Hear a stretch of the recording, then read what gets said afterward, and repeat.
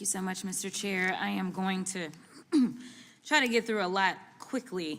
As one of the few people sitting on the dais who actually practice criminal law in the state of Texas, as well as licensed in Arkansas and practice there, as well as federal courts, one of the things that you said earlier, Mr. Beer, really stuck with me, is that there are already laws on the books as it relates to those violent criminals. And I know this because even though I hail from the great city of Dallas, I can tell you that when someone would come in and they were being held in custody for, say, a crime, they also had an ICE hold, okay? And that was for those that had maybe been deported before and had re-entered illegally and things like that. And so no matter what type of city you're in, I do want to be clear, federal law already, no matter if it's under the Biden administration or if it's under a Republican administration, we all agree that we want to be safe. And I think that's the first premise that we're losing, because there isn't something that is tatted on my head that says that I'm a Democrat and therefore you illegal bad person, don't come for me, go for the ones that have the R's on their forehead. Now let me be clear about this as well, because we've talked about crime and we've talked about fentanyl specifically, and this is also something that I have dealt with, unlike some of my other colleagues. And listen, I'm gonna be honest, because I actually wanna fix problems. And I actually have a really good senator in Texas, and I'm sure y'all can guess which one is the good one.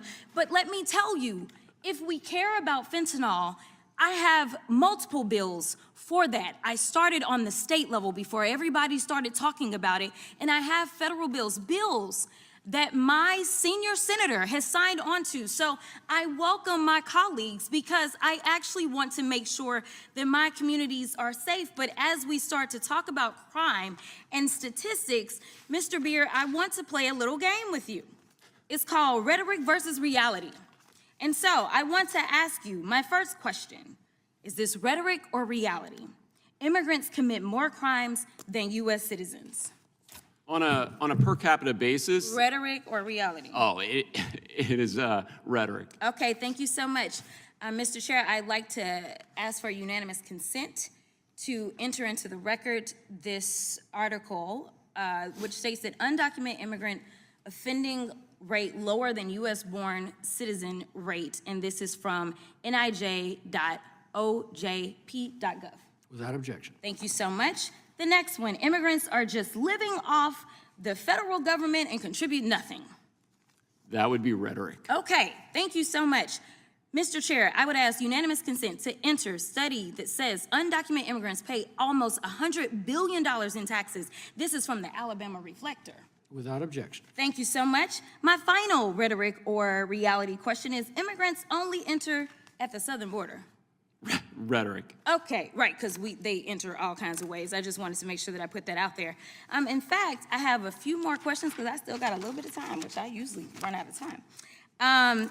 We have talked again about crime, and there's been this overemphasis on it.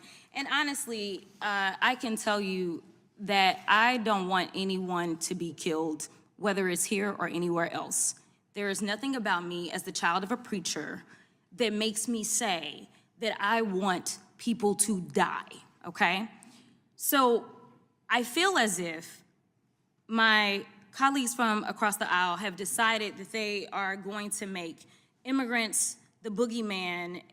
It's insanity to me, but they also are showing compassion for victims, which they should, but they have no compassion for people that are contributing to making us great in this country. So interestingly enough, I'm curious to know, Mr. Beer, if you know if immigrants contributed to these particular crimes. There was a mass shooting in Buffalo, New York that killed a number of African Americans as they were trying to shop for groceries. Was the defendant an immigrant in that case? Do you know? No, he was a US-born citizen. Thank you so much. Charleston, South Carolina, there were black churchgoers trying to praise the Lord. They were killed. Was that an immigrant that perpetrated that or not? No, that was a US-born citizen. Thank you so much. Now, coming home to Texas, there was an El Paso shooting. Do you know if that was an immigrant or not? No, they were targeting immigrants in that case. In fact, each of these cases, it was white supremacists. And so the last unanimous consent that I'd asked for is this article that states that white supremacists behind over 80% of extremism-related U.S. murders in 2022. Without objection. Thank you so much. Gentlelady.